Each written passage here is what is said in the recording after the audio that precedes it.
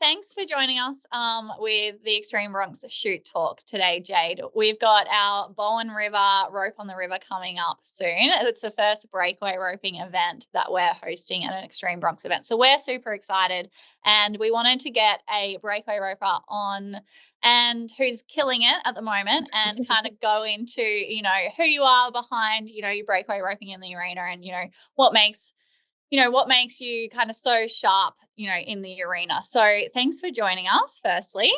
No worries. Thanks for having me.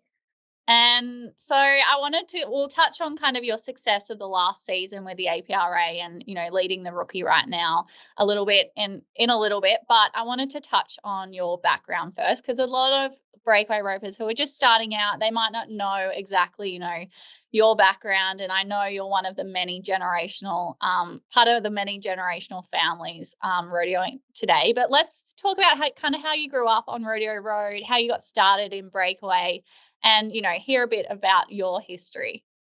Yeah, so I'm very lucky to have been born into the rodeo world. It's something that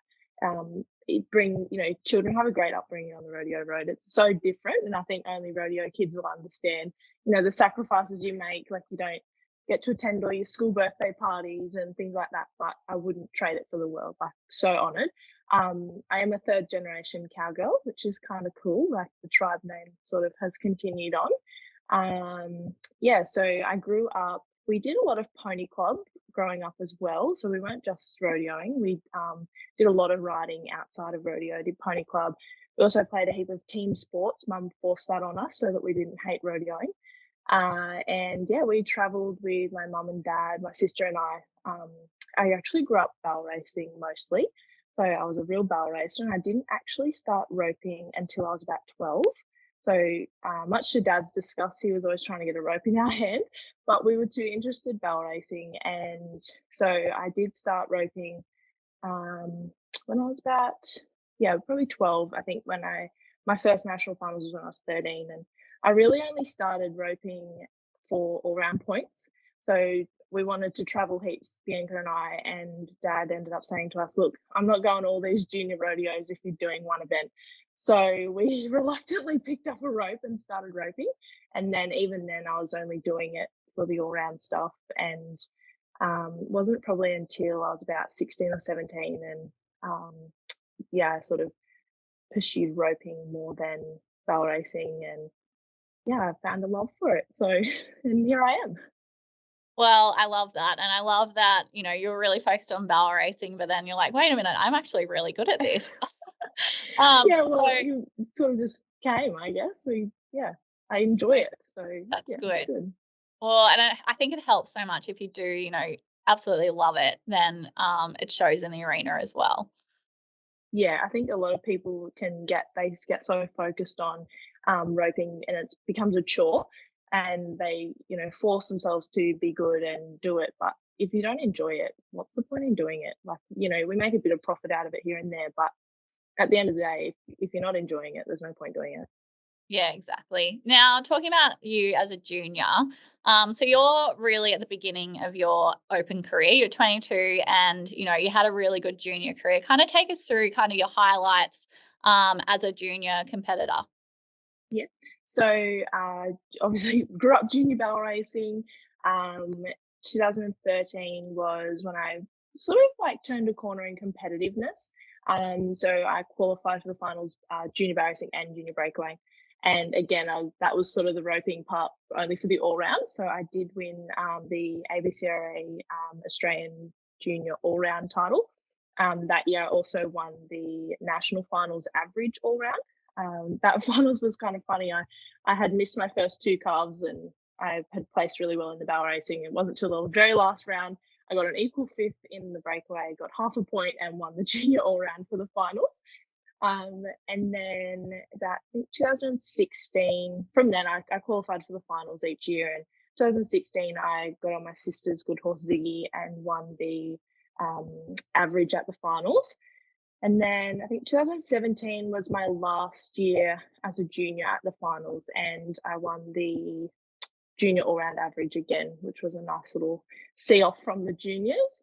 and I got second in both averages. That was when I sort of, got more into my roping, and I also won my rookie title that year. So it was a good transition from the juniors into the ladies. Like had a farewell winning the average for the all round at the junior finals, and then won my rookie that year as well in Oh, breakaway.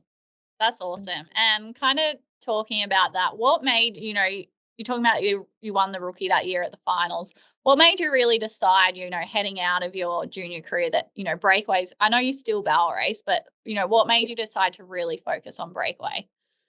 Um, Sort of the people around me, I guess. And I got to a stage where I was in at the end of high school, and the breakaway ropers were getting big entries, and it was paying a lot of money. And I'm quite money driven, so I said to mum one day, I was like, "I'm going to enter in the ladies. What do you reckon?" And she hadn't let me enter in the ladies barrel racing until I was a bit older, and I sort of said, "Well, I could rope in the ladies, you know." And so at Barraba Rodeo, it wasn't till the March, so we were fair way into the season.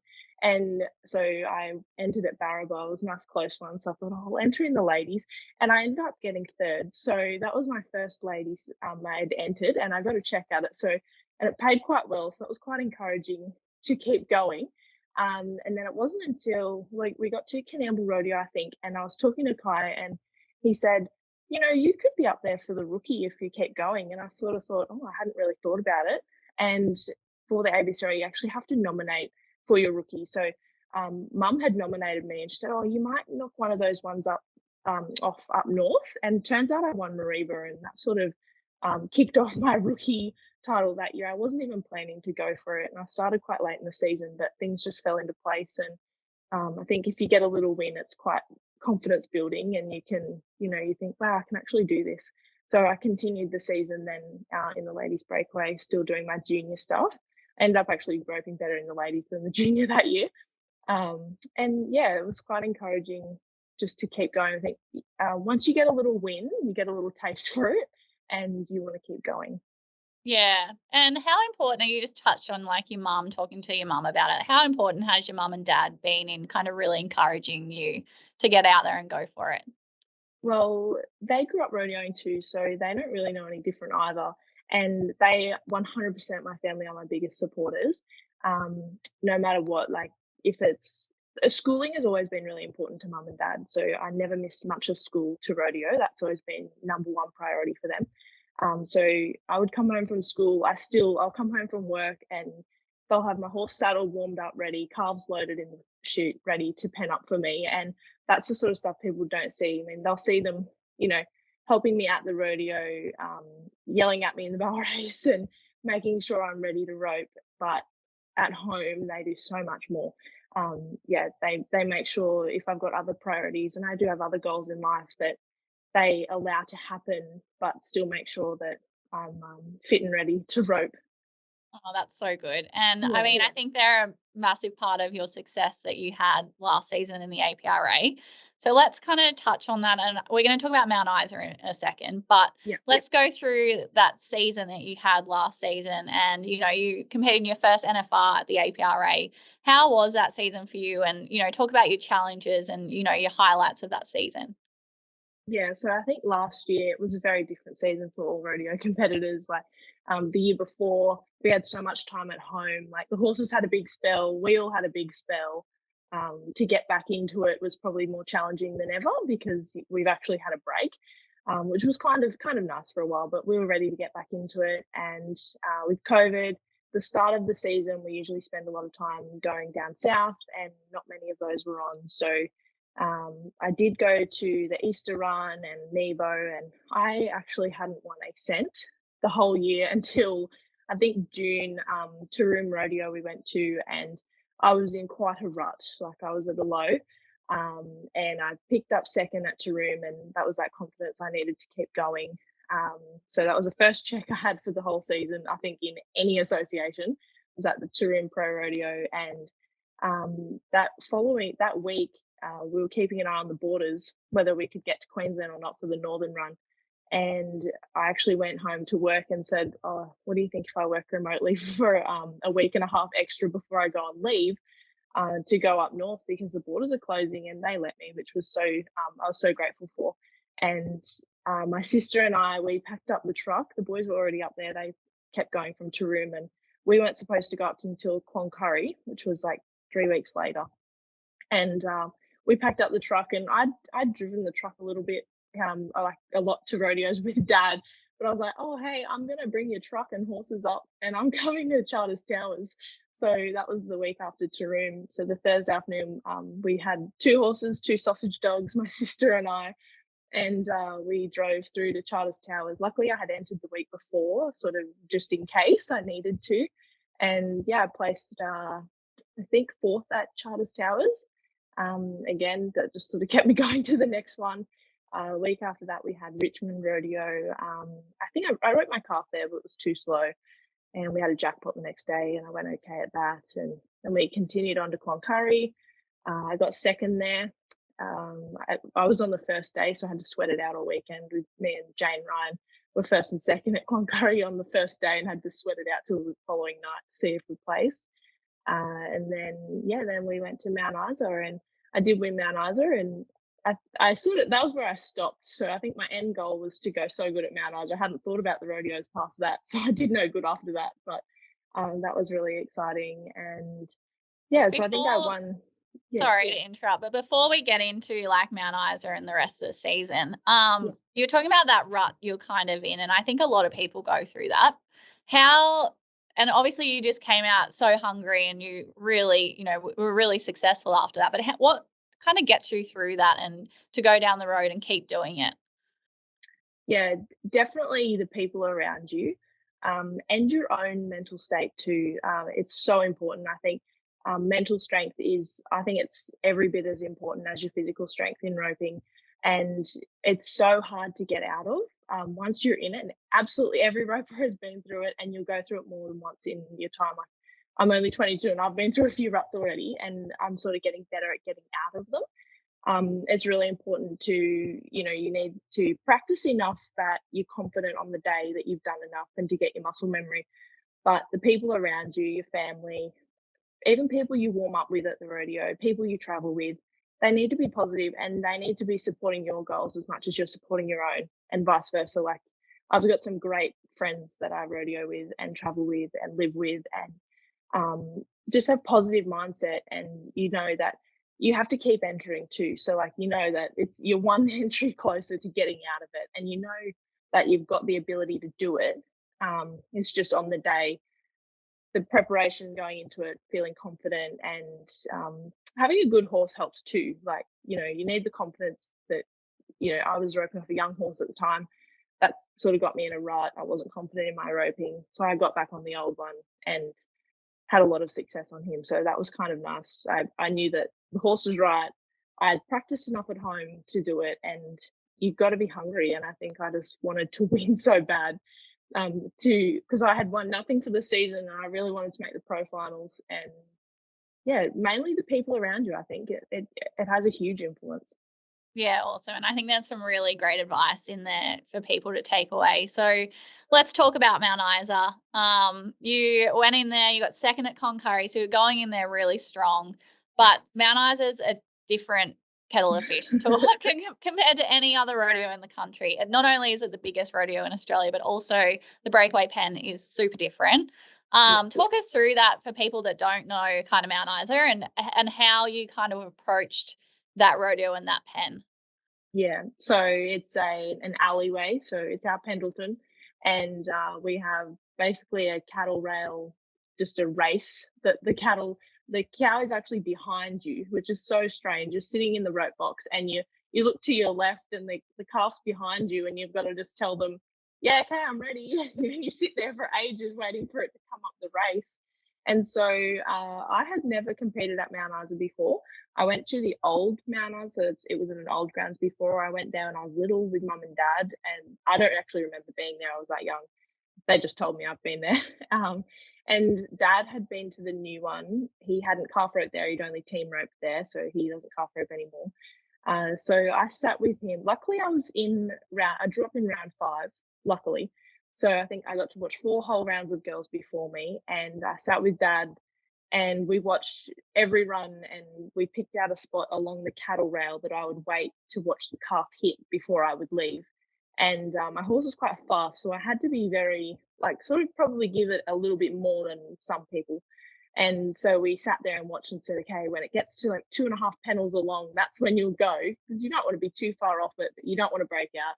And the barrier is right at the front. I don't know how many meters it is, but it's a long way in front of you, so you can kind of actually watch it break in front of you if you really want.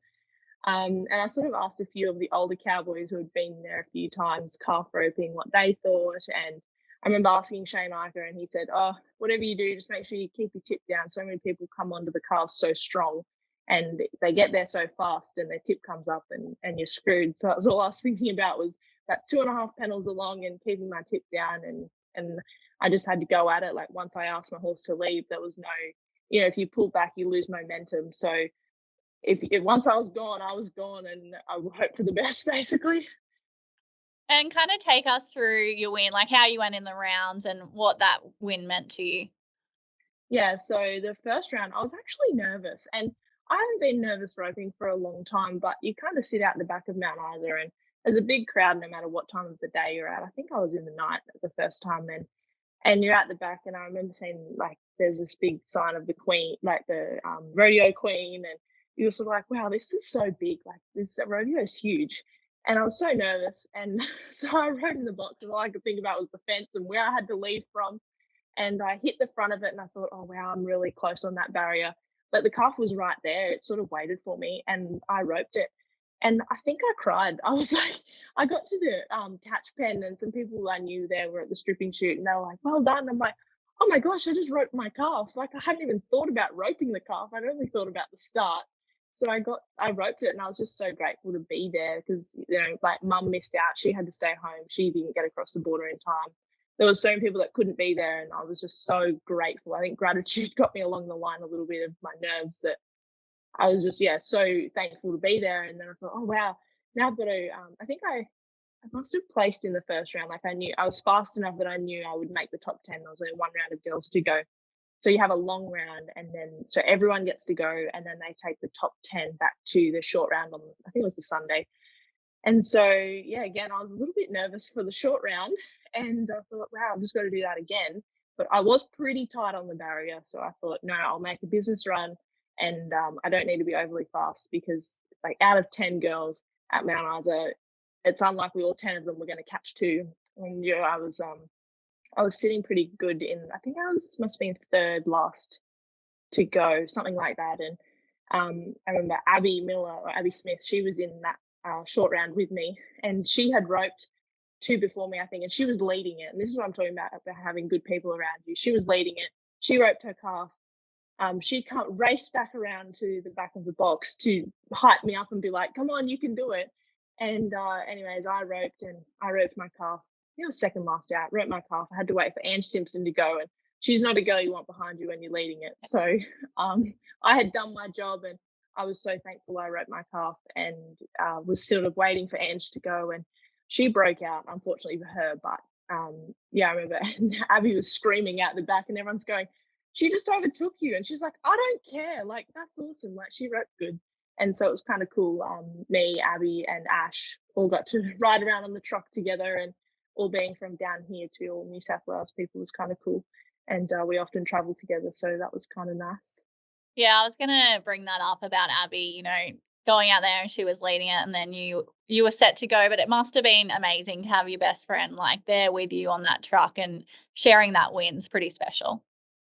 Yeah, so there's a good group of us, probably like 10 of us that all travel around together, and we're always in there with the box with each other, and making sure everyone's got a calf pusher, and hyping each other up, because their goals are just as important as mine. We all practice together. Yeah, practice, travel, know each other so well that we're all just so happy that if each other win. Yeah, it was so cool to ride around the truck with the girls. It was awesome. Yeah, the camaraderie in rodeo is really like no other sport, I would say. So it's That's right. really special. And just going back to you were talking about the horse that you were roping off and how fast it Mhm. was in that pen. Kind of, I know there's a couple of horses you rope off, but Tiny kind of being your main mount. Take us through, like, tell us about that horse and also Juice, the other one you rope off, and Yeah. um, what really makes them good breakaway roping horses? Yeah, so Tiny, he's fun, he's wicked. He's actually my mum's open barrel horse, which some people still don't realize. Um, we'll be out the back swapping saddles really quickly, and they're like, "Oh, is that your mum's barrel racing horse?" I'm like, "Yeah." So he's quick. He's built to run, built to stop. He's actually by One Stylish Pepto out of Present again, who's a well-known cutting mare, and she's a lethal leaner mare. So he's got a bit of fire in his belly, and he's quirky, but he's so fast. And look, he's far from absolutely perfect, and no horse is perfect, but he does the job for me. And I think I've roped off him since I was about 16, and we grew together. So the first few rodeos I took him to junior breakaway roping, he jumped the barrier, and we sort of grew together. So by the time I was in the open ranks, he was ready to be an open horse. And um, Dad actually bought him as a reject from the cutting sale, and he was so scrawny and green. He was a 3-year-old, and Mum said, "Oh, you didn't buy that horse, did you?" And he said, "Yeah." He said, "This is rope horse material," and he was so right. And Mum ended up he's wins bar racings for her too, so she likes him now. But yeah, he's built for it, and he's fun and just so easy. And I know that I can back in the box, and I've got 100% confidence that he'll give me the same shot every time and do the job. Yeah, Juice. So Juice is by Call Me Cat Jack, and he is a little bit. I know I can actually rope better off Juice and faster, but he's still getting used to the rodeo atmosphere. And right now, I just need the one that I can be confident on, which is Tiny. Otherwise, I'd actually rather take Juice. He's so much easier.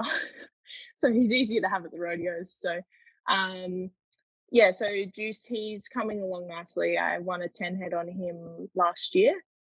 So he's really good for the jackpots because he gives me that really good shot, and he's actually really fast too. So I'm so blessed with the horses that mum and dad own them. I don't own a rope horse. I have a young Call Me Cat Jack horse that he'll come along eventually. He's actually a tiny lookalike, so that'll be fun.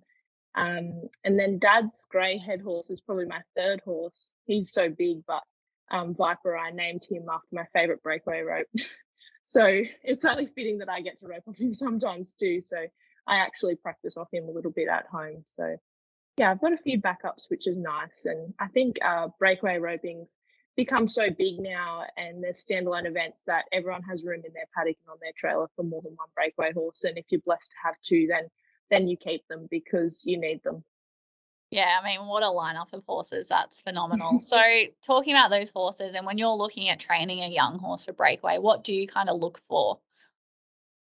So I want something that's got low set hocks, short cannon bones.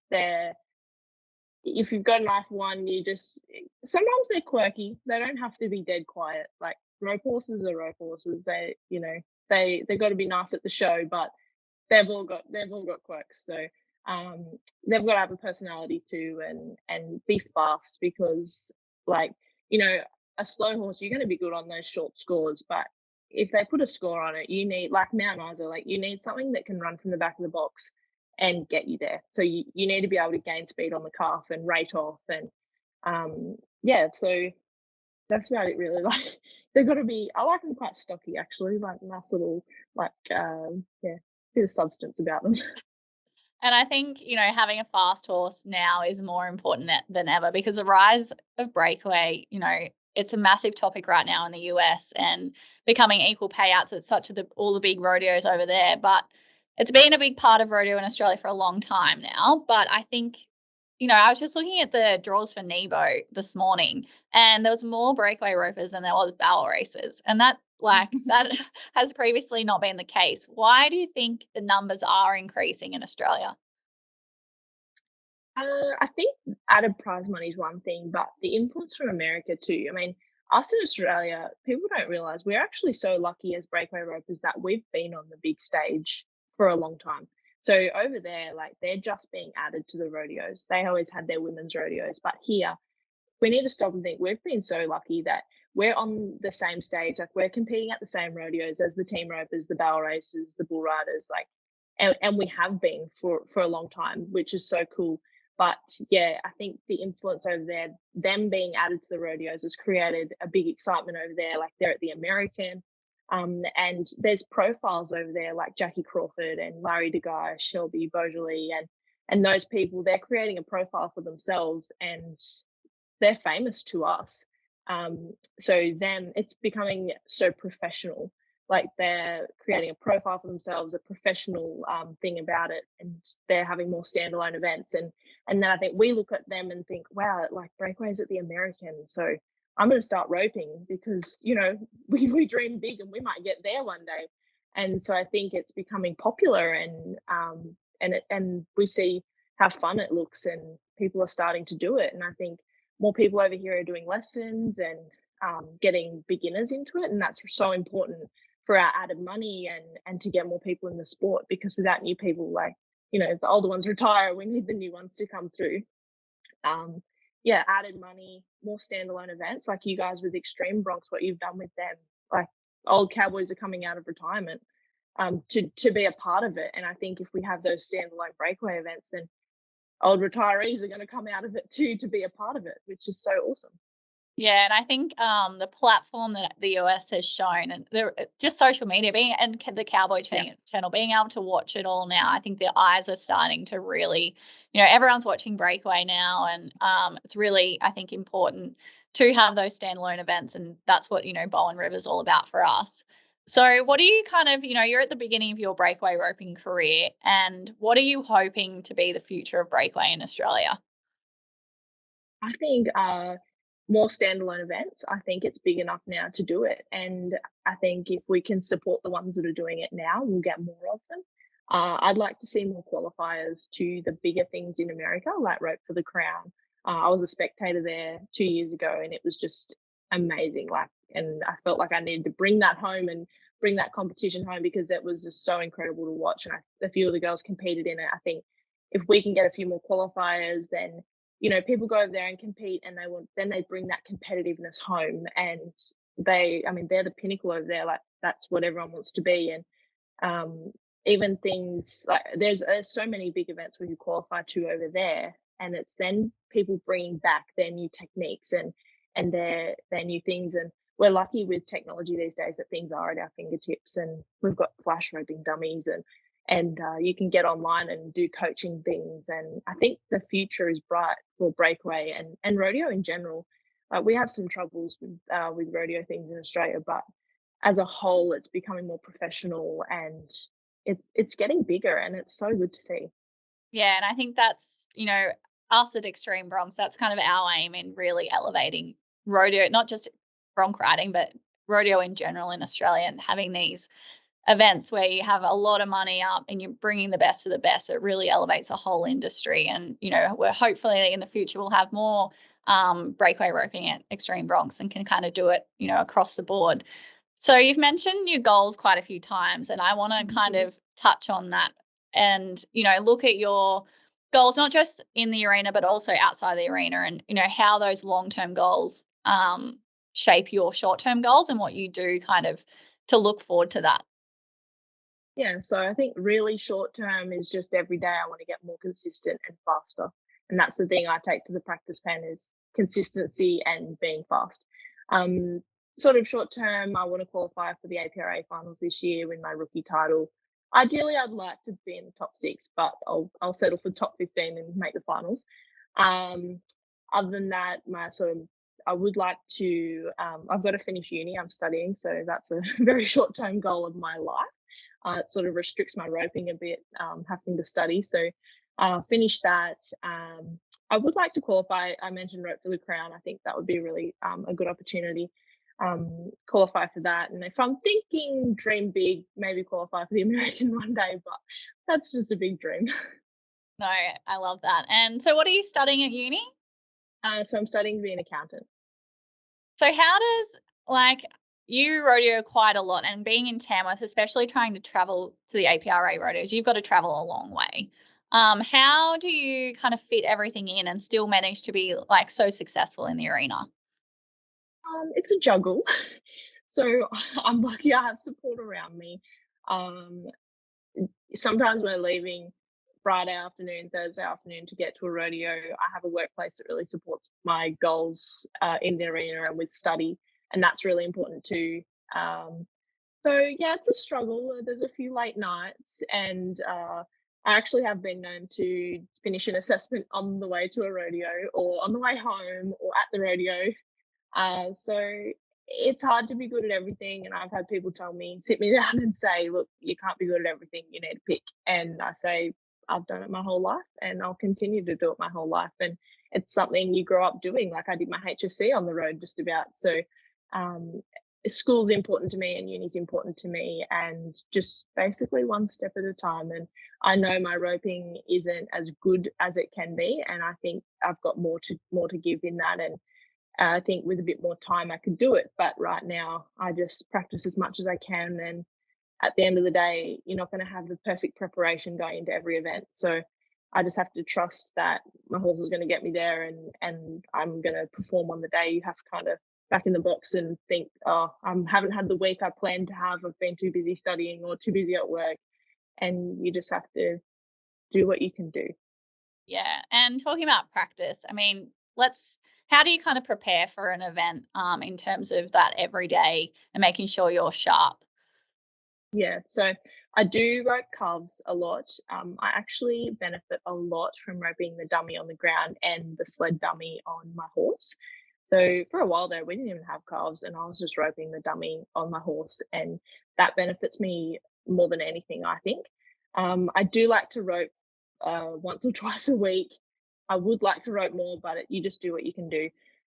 If I'm leading into a big event, like if the finals was coming up, I'd be probably getting up before work and roping calves. I do mainly rope calves to keep my horse in the pen, keep him sharp. I can generally fix anything I need to fix on the ground, on the dummy. Scoring I need to work on at the moment, so I'll be roping calves off my horse to sort that out. But yeah, I think roping the dummies quite can be underrated sometimes. People think that they need to be in the pen every single day. It becomes a chore then, and I don't want it to be a chore. Like I want to enjoy it, and I want to have fun when I rope. And we might match rope my family. I like having one-on-one time in the pen with dad. He's great to rope with, and we get along great in the rope pen, which most people can't say about their dad. But I really enjoy roping with him, and Kai and I might match rope every now and then, and that sort of keeps me sharp. And if I need to, I'll go and rope at my friends' houses just to keep a bit of a competitive edge and have some banter in the rope pen. And yeah, so a bit of everything, and again, just do what I can do.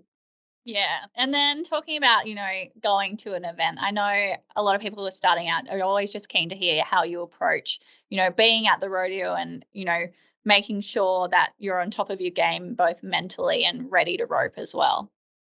Yeah, so mental strength is everything to me, and I think yeah, you practice as much as you can, and it's like between now and Bowen, say I might only get to rope calves 4 times. Like some girls are going to be in the pen punishing themselves every day, and then they get to the rodeo and they're sour on it because they went crap in the rope pen the day before. But I'm going to rope a couple times for my horse, and I've got exams coming up, so I'm not going to be in the pen every day. So I just have to prioritize what I can, and then on the day I'll rope the dummy before I usually carry about 3 ropes in my rope can, and I'll pick a few. I'll rope the dummy with it and make sure that my rope feels good, and give my horse a good preparation, good warm up, and back in the box, and believe in yourself that you've done enough. So talking about your ropes as well, saying you had 3 in your rope can, let's talk about your gear and kind of any therapies you use to make sure still your horses are good and you're good going down the road. Yeah, so I think having a good horse is a good start. Having them fit, so their fitness is so important. They're stopping hard, so even when we're not roping, they get worked every day in the paddock. It helps that my horse is also mum's bar racing horse, so she keeps him nice and fit. Um, yeah, they need to be fit. I think we need to be fit physically and mentally, and that doesn't mean being skinny or having bodybuilder muscles, but it just means like being pain free and having strength. I think like core strength is quite important when you rope too. So just being fit, you and your horse, that helps too. Having a saddle that fits you. So I think a lot of people rope in different saddles, different stirrups, different reins, whatever, but it's what suits you. It's not what suits everyone overseas or the person that you rope with. Everyone's a different build. So I'm quite short, and I like a nice saddle that I can like get in the front of easily. Like I'm not big and tall. I can't just rope out of anything and stand up and throw my rope. So I need something that fits me. I rope with a Viper, which is made by Rattler, a classic. Most people probably know. So a Viper 9.5, which is quite light probably for most people, but I keep going back to it. It's what suits my style of roping, not everyone else's. And yeah, so I carry 3 ropes generally. Just some actually have a shorter one and a longer one just in case I need that. I'll put the longer one on at a jackpot where I need 100% catch rate. I need 100% catch rate at the rodeo too, but sometimes you need a shorter rope just to get a quicker time. Then some of them just are tied a little bit differently and have a different feel. So I will rope the dummy with them and see what feels better in that weather. And yeah, and then yeah, that's about it really. That's about all my therapies, I would say, is just fit and ready for the day. Yeah, great. And what would you say is your strength of your roping? I know I've been watching a few of your videos and you always seem to be roping them straight out the box. Is that kind of your aim and what you say your strength would be?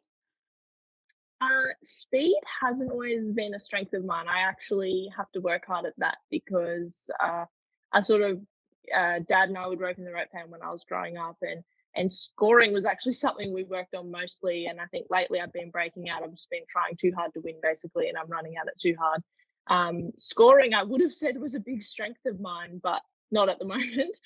So I need to get that back. But I think my mental game is probably my strongest point. So people, I think the breakaway ropers as a whole are really good, but I feel like if someone said something to me as I walk in the box, I'm not going to be put off by it, and I'm I know how to make myself mentally ready, and that's just believing in myself and staying positive. And I think I've created this thing where I have no excuses. So I think it's easy to fall into that trap where you say, oh, if I miss it'll be because of this, and you can create that excuse for yourself before you've even roped. And so many girls do it, and I see a lot of people do it, and I always tell my friends, like, no excuses. Like, don't make excuses for yourself. Have faith in what you've done. And that happened to me at Scone a couple of weeks ago. Actually, I carried 3 ropes in my can, and I opened my can and only 2 were there, and the one with my favorite flag on it was missing. So the one I'd been roping with, and I still can't find it actually.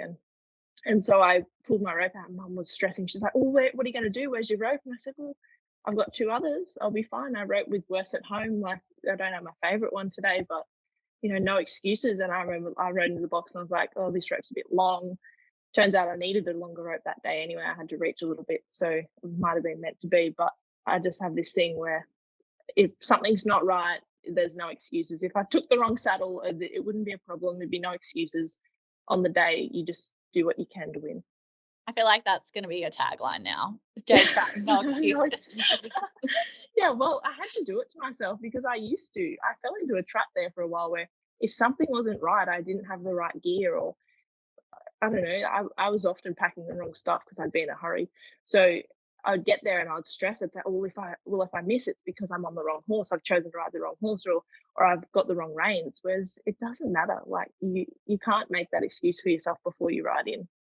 Yeah, and I think that's some really good advice because you hear that a lot on the rodeo road. So, talking about advice, what would you say to someone who was just starting out, might be looking at you, kind of idolizing you, and wanting to get to that point in their career? And especially, it's such an early stage in your career, being 22. What advice would you give to people starting out? Just to enter, one thing. If you're starting out roping, definitely rope the dummy. Find someone to coach you. Get on those online platforms. You need someone to give you advice because you can't learn by yourself. Attend clinics if you can. Um, you need to be able to ride too. Like, people think, oh, I like roping, I'll start roping. If you need riding lessons, go and get riding lessons, because if you can ride, you're one step ahead, and you're not going to be at that elite level if you can't ride. So I think, yeah, getting riding lessons, spending as much time as possible in the saddle as you can, and as much time with a rope. Just pick up a rope and start swinging it, and you'll learn to turn your hand over eventually. Yeah, great. So let's look at towards Bowen River. So we've got the rope on the river on June long weekend, our first breakaway roping event, an Extreme Bronx. What's your perspective on kind of rolling out these events dedicated to, I guess, the elite in rodeo? And everyone can enter. It's big prize money. and then big ad back, and then really attracts the best of the best. What's your kind of perspective on having those events?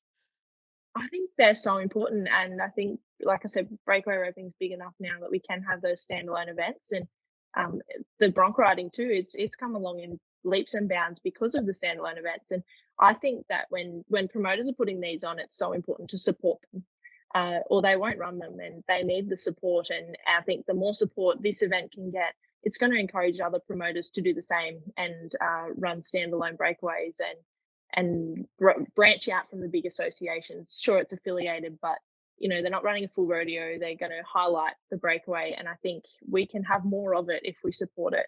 And then it becomes this professionalism thing where you guys have made Extreme Bronx this professional event, and then more sponsors are going to want to be a part of it. So they see Extreme Bronx everywhere, and they think, "Wow, my name on that banner." And so then we get more sponsors, we get more added money, and then we can run more standalone events. Like, it becomes a cycle, and it all comes from support from the competitors. Yeah, and we're super excited for this event. We can't wait. So, what you're traveling a long way to go to Extreme Bronx, well, the breakaway up there. Um, what makes it like? What are you looking forward to the most to make you kind of travel so far? Being over more than one head is a big advantage, a big encouragement for me to attend. So you've got the long round and the short round, and having two head really suits me because I'm confident over two head. I might not be the fastest every weekend, but I know I can get two caught.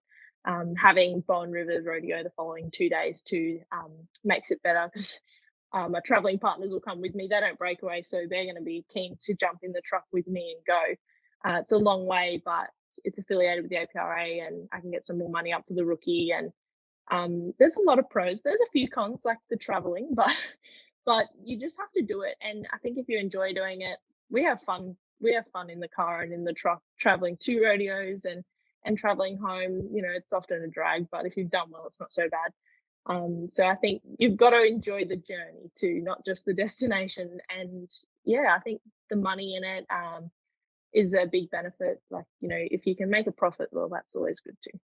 Well, hopefully you'll be leaving with a stack of money in your pocket. So looking beyond Bowen River, kind of what's next for you? After Bowen, we have a couple of jackpots here locally, which will be very nice. So they'll be really good to reset, sort of. So I've been going hard rodeoing and trying to be fast, and I do enjoy the jackpots. So it'll be good to hit one of those big jackpots. I think going to one at Scone, there's another one at Sydney. So hit those, and then we look to the Northern Run again, and hopefully I can have as good a Northern Run as last year. Well, it'd be good to see your name up there at Mount Isa again, and definitely up there at Bowen River. So thanks for kind of jumping on this call with me, Jade. And it's been really good to kind of get to know, a lot like that Northern Run. I didn't know that about, getting time off work and being able to work remotely. It really takes some dedication to get where you are today. And we're really thankful for you to coming on and, talking us through that. No worries. Thanks for having me. I'm really excited for Bowen.